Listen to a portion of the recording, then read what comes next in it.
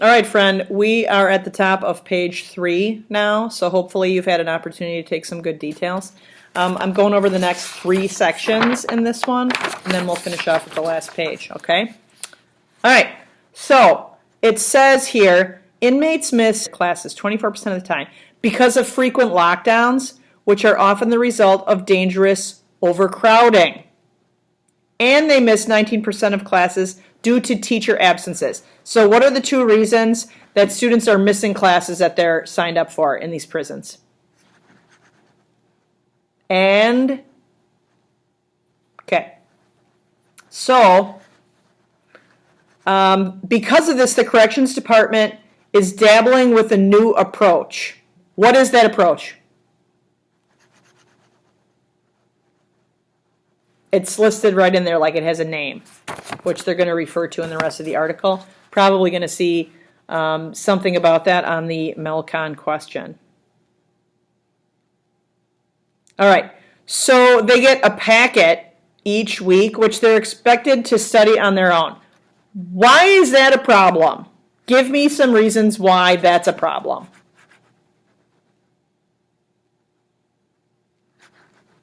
Okay, anything else? Because there's more than one reason why it's not great. Who does it benefit?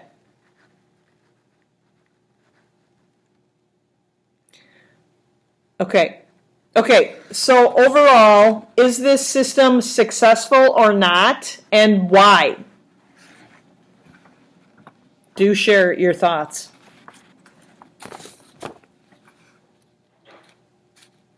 All right, I mean, what do you think about that?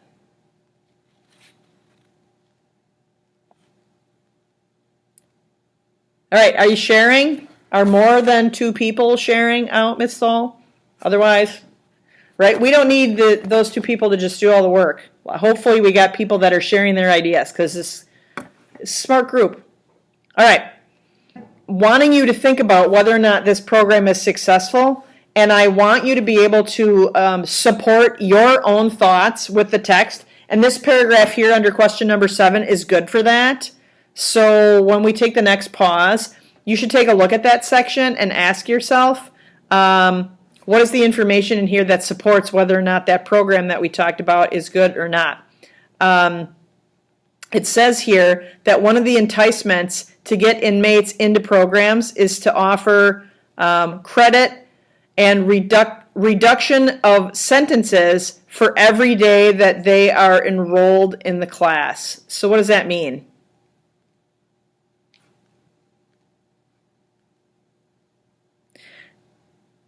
And I'm wondering what you think about that, okay? So somebody commits a crime, maybe against someone that you know.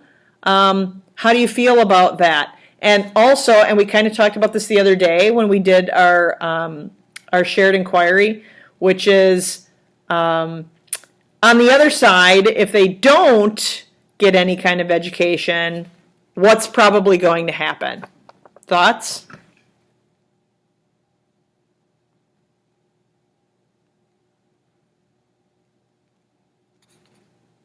Yeah. Yeah, okay. All right, friends. All right, refocus back in. Hopefully I'm interrupting you right now because I know that you guys have thoughts on this, and I appreciate that. There's 2 sides to the coin. But obviously we want them to become educated as long as they're really actually being educated. And I'm wondering if this program right here, does it have merit? What are your thoughts? Hold those thoughts for the upcoming test. Okay, so we're on the bottom of that 3rd page now. The overall system is so ill-equipped to actually achieve real goals that not only is the state corrections department missing its educational objectives. What does that mean? It's missing its educational objectives. Yeah, it does not even know by how much because it does not track the educational level of departing inmates. Thoughts on that? Okay, so any records that we have are kept manually. That means they're writing them down. They're not entered in a computer.